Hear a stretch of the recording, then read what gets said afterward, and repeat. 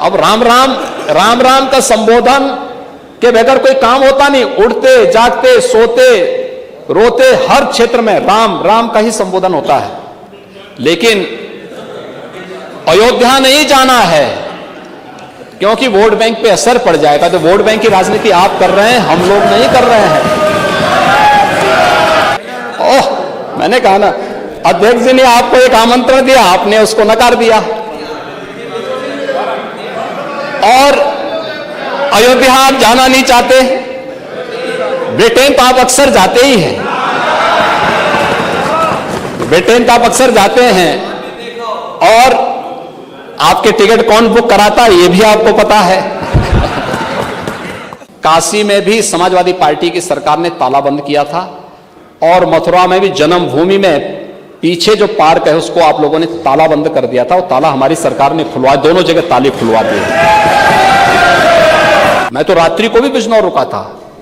अखिलेश जी कभी नहीं रुके होंगे क्योंकि उनको डर लगता था पता नहीं कब हट जाए, कब पता नहीं चाचा कब कुर्सी हथिया लें। मैं सोचता था कि अपने बजट भाषण में जब किसानों की बात आएगी तो नेता विरोधी दल अवश्य चौधरी साहब का स्मरण करेंगे, लेकिन बिगड़ी बात बने नहीं, लाख करो किन कोय, रहीमन फाटे दूध को मथे न माखन होए। यह स्थिति आज उनकी हो चुकी है। कोई साथ में आने को तैयारी नहीं है क्योंकि सबको मालूम है कि पता नहीं कहां किसको धोखा दे दे। तो चाचा तो जानते ही थे कि इसलिए क्या होने जा रहा है।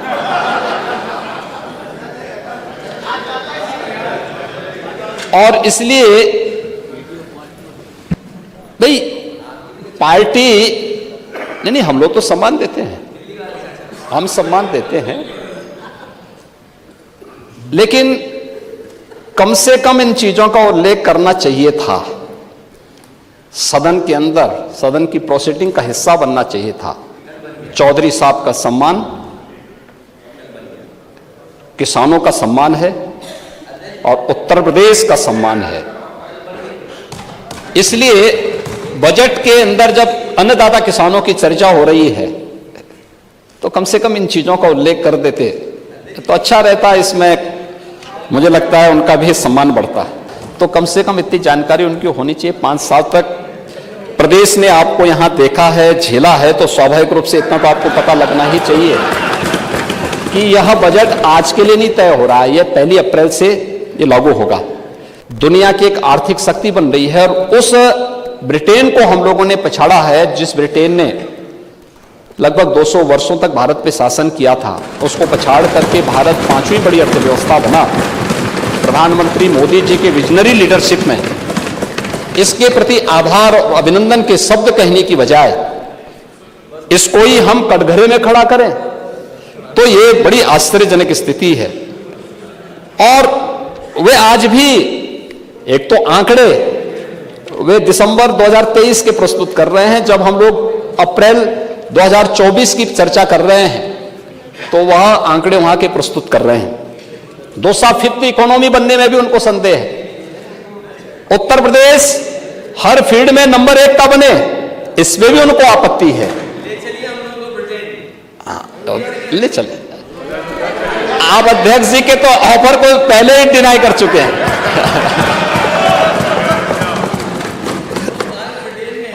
ओह, मैंने कहा ना, अध्यक्ष जी ने आपको एक आमंत्रण दिया, आपने उसको नकार दिया। और अयोध्या आप जाना नहीं चाहते, ब्रिटेन तो आप अक्सर जाते ही हैं, ब्रिटेन तो आप अक्सर जाते हैं। और आपके टिकट कौन बुक कराता है ये भी आपको पता है।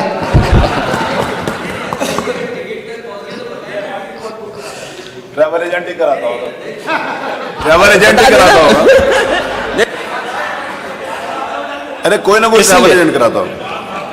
तो महोदय 5th इकोनॉमी में भी इनको संदेह है।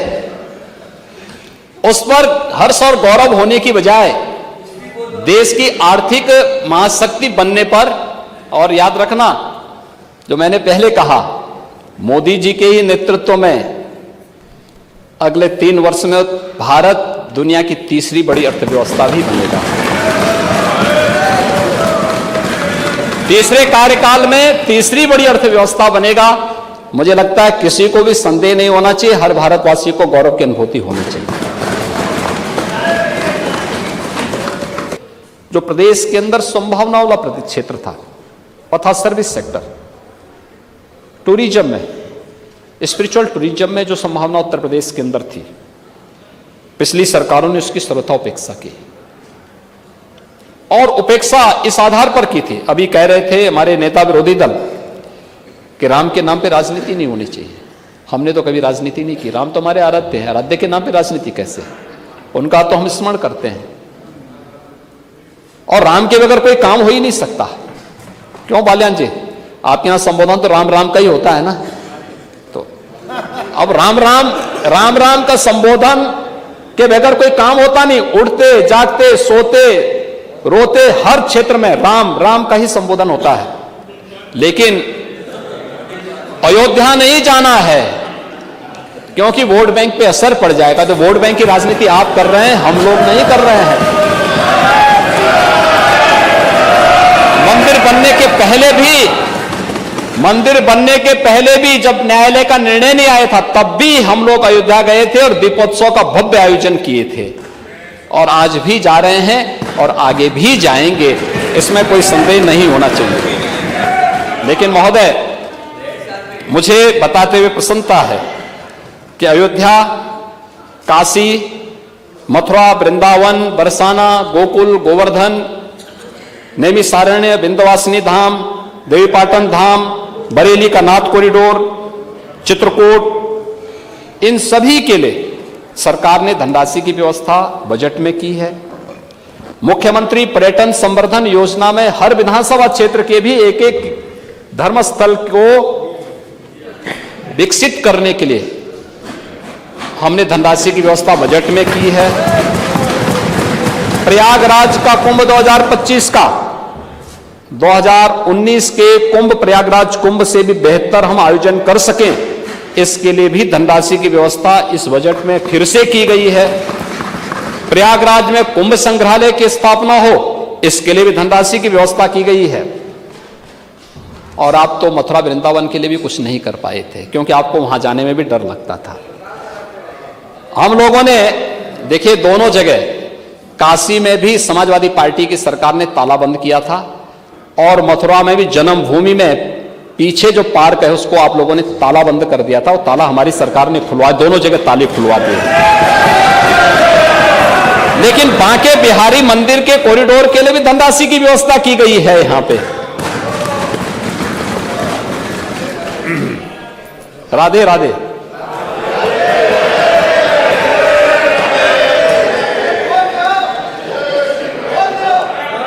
निषाद राज गुहे सांस्कृतिक केंद्र श्रृंगेरपुर के लिए धनराशि की व्यवस्था की गई है, और आजमगढ़ के हरिहरपुर में भी एक संगीत महाविद्यालय के लिए धनराशि की व्यवस्था की गई है। महर्षि वाल्मीकि सांस्कृतिक केंद्र चित्रकूट के लिए भी धनराशि की व्यवस्था की गई है, और साथ साथ राजापुर तुलसीदास जी की जन्मभूमि के लिए भी धनराशि की व्यवस्था बजट में है। अयोध्या में विदुरकुटी में तो हम कर ही रहे हैं। विदुरकुटी में तो अरे महाराज, आपको तो कम से कम इस बात के लिए धन्यवाद देना चाहिए कि वहां के लोग आपकी भावनाओं के अनुरूप कार्य नहीं करेंगे। आप देखें महाराज, विदुर के नाम पे वहां मेडिकल कॉलेज कौन बना रहा है? बन रहा है ना। और मैं स्वयं गया था वहां पे, विदुरकुटी पे गया था।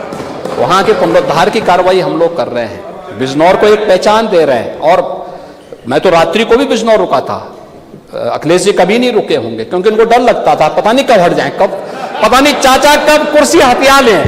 देखिए चाचा का अधिकार था, रात्रि को नहीं रुके होंगे। ना ना ना, मुख्यमंत्री पद से हटने के बाद मुख्यमंत्री रहते हुए कभी नहीं गए होंगे, ना नोएडा गए होंगे, ना बिजनौर गए होंगे। वीरांगना उदा देवी के लिए कह दीजिए, वीरांगना उदा देवी कहाँ के लिए? 36 अंग्रेजों को ही मारा था। पीपल के पेड़ पर चढ़ करके 36 अंग्रेजों को 1857 कहाँ पे? मानवेल, इसके लिए कह दिए। उदा देवी के नाम पे पूरी बटालियन बन रही है, बीएससी की पूरी बटालियन ही बन रही है। कराया है और लखनऊ के किले को भी हम ठीक करा रहे हैं, अन्य जगह के किलों को भी हम ठीक कराने जा रहे हैं। हमारे टूरिज्म के उसका पार्ट है, ये तो हेरिटेज टूरिज्म का हिस्सा है, वहां भी करने जा रहे हैं। आप चिंता में, आप भटकिए मत, आप सही रास्ते पे चलिए, बाकी सब ठीक हो जाएगा। और अरे आप इतने वरिष्ठ सदस्य हैं, अभी सुन तो लीजिए, मैं अयोध्या पे आ रहा हूं, अयोध्या के बारे में सुन तो लीजिए, हमारा किला। अयोध्या के बारे में कुछ सुन तो लीजिए। अयोध्या में रामायण और वैदिक शोध संस्थान के लिए भी धनराशि की व्यवस्था यहां की गई है। इंटरनेशनल सेंटर बनेगा अयोध्या में, अयोध्या के लिए हम वो भी करने जा रहे हैं। तो यह सरकार ने इसमें बजट की व्यवस्था की है, इन कार्यक्रमों को हम तेजी के साथ आगे बढ़ा रहे हैं।